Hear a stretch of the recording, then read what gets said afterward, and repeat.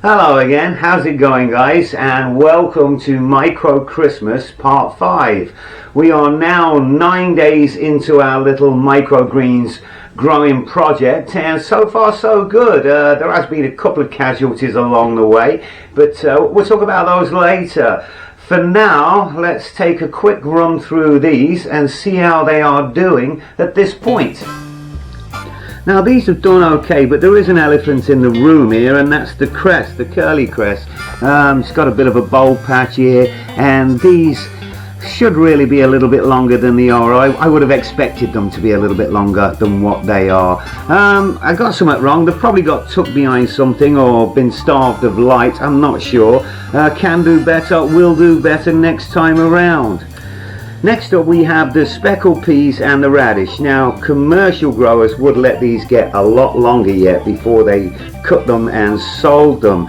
But when you're growing at home like I am, at this stage I would normally crop these. I would pop them in a bag and start eating them and get the next tray going. And the same thing with the radish. However, I am making a video over a 14-day period, and so I'm going to leave these intact for now.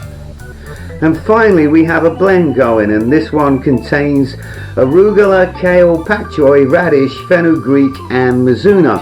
I grew it once before, it tasted really good, but this does take a full 2 weeks to grow. The rest of the microgreens that we're going to look at are ones that I have grown from seed that have been bought from the bulk section of the supermarket or right off the shelves. Some people may have some of this stuff stuck at the bottom of their pantry. This one is fenugreek, and this is of particular interest to type 2 diabetics because it's believed that fenugreek has the ability to lower one's blood sugar. Barbara Eccles has left quite a few comments during this series about fenugreek, and I know that Brent from Growing and Hydroponics with Brent is doing a whole study on this at the moment, where he's testing his own body after eating the fenugreek microgreens. It's very interesting, but for me I'm more interested in just growing this as a microgreen and seeing how good it tastes, because it is very, very cheap to buy. And next up we have lentils, which is also very cheap to buy. These are long and skinny. I grew these before and they grew exactly the same way. They taste okay, but I kind of see them as a poor man's pea shoot. And then talking of pea shoots, these were the dried peas that I got from the supermarket. They're not doing anywhere near as good as the speckled peas that was sold as commercial seed, but they will grow. They just need a little bit more time. I've had a little taste of these. They're very sweet, they're very nice. This next pair I am growing for the first time. This is Chia, this is Flax, and they were both very, very slow to get going. But they did get going, and they're doing quite well now. The Chia, when I bought the Chia, I got it from the bulk section of the supermarket, and at $1.49, I said $1.50 for 100 grams. I thought it was expensive, but the seed was really, really fine, and I figure out of 100 grams I'd probably get 20 of these trays. So therefore, at the end of the day, it's really not that expensive at all. The flax, or I think we used to call this linseed when I was a kid. I can't believe it, but we used to paint cricket bats with this stuff, and now I'm thinking about eating it.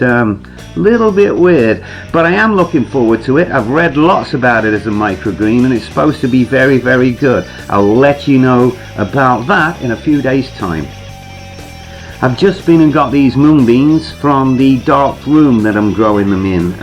The reason I'm growing them in the dark is because I believe that they will taste better that way. They're at different lengths. Some are down here, some are up here, but we'll give it a couple of more days, we'll harvest them, and I can tell you now, these are going to taste fantastic. About 3 weeks ago I got this 10-20 tray going of cut and come again lettuce. I got a bunch of thank you packs from West Coast Seeds, and I'm going to need something to eat the microgreens with.